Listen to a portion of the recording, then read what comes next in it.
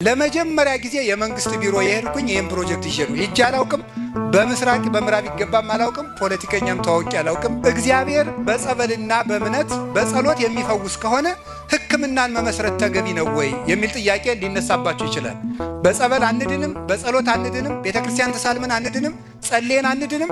ለምንድነው ሕክምና መመስረት ያስፈልገን? ሕክምና የእግዚአብሔር ፈቃድ ነው። እጽዋቱን ያበቀላቸው እግዚአብሔር ለሐኪሞችም የሕክምና ዕውቀትም የሰጣቸው እሱ ነው። ስለዚህ ኦርቶዶክሳዊት ቤተክርስቲያን ቴክኖሎጂን የምትነቅፍ ሳይንስን የምትጎትት ሳይሆን ሳይንስ ሳይወለድ ስልጣኔን ይዛ የተገኘች የስልጣኔና የወደፊት ጉዞ ሁሉ ማህደርና እናት ናት። የምንገነባው እዚህ ቦታ ሆስፒታል ብቻ ሳይሆን ይሄ ሜዲካል ቪሌጅ ነው ወይም የሕክምና መንደር የሕክምና ምድር ነው የምንመሰርተው። እንደው ባለስልጣኖቹ በጎ ስለሆኑ ብቻ ሳይሆን እግዚአብሔር ልባቸውን ስላላራው ጭምር ነው ማለት እፈልጋለሁ። በዚህ ዓለም ላይ 3 መሰረታዊ ችግሮች ነበሩ። የቤተ ክህነት ውጥንቅጥ ችግር ነበረ።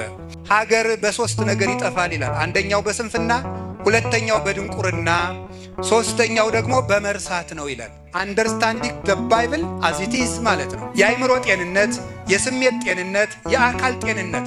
ስለዚህ በማማከር የትዳር ስልጠና በመስጠት የቅድመ ጋብቻ ስልጠና በመስጠት ቤተሰቦችን በማማከርና ጤነኛ የቤተሰብና የልጅ አስተዳደግ በመስጠት ኦርቶዶክሳዊ ብቻ ሳይሆን ኢትዮጵያዊ ቤተሰብ ጭምር ለመፍጠር የፋሚሊ ደህንነት ሴንተር ደግሞ አለው። ይህ ሕክምና ማለት ነው። እግዚአብሔር ብርሃናችን ነው። ፀሐይ አያስፈልገንምን? ክርስቶስ የሕይወት እንጀራችን ነው። እንጀራ መብላት አያስፈልገንምን? ክርስቶስ የሕይወት መጠጣችን ነው። ውሃ መጠጣት አያስፈልገንምን? እግዚአብሔር ጠባቂያችን ነው። ለቤታችን በር መግጠም አያስፈልገንምን?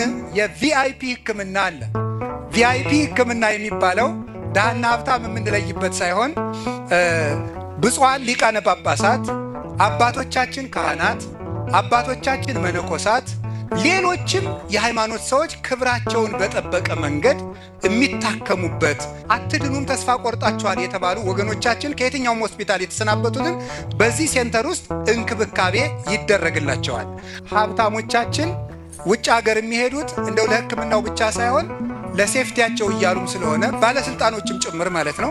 የእነሱንም ብር ብናስቀረው ብለን ነው። እኛም የኢትዮጵያን እነ ዳማከሴን ጭምር አሰልጥነን የኢትዮጵያ ትልቅ ሕክምና እናደርጋቸዋለን። ተሰርቶ ለማጠናቀቅ አሁን በወጣው በጀት 3.3 ቢሊየን የኢትዮጵያ ብር ይፈጃል። ባላለቀ መሬት እጄ ጎለል እያልኩ ታይቼ ነገ ቢሰረዝስ ብዬ ሳልመጣ ከርሜ ካርታና ፕላኑን ስቀበል መጥቼ ሳየው መድኃኔዓለም ጠብቆት ነው እንጂ ከአስፓልት ዳር እንዲህ ያለ ቦታ እስከዛሬ ተጎልቶ ይቆያል።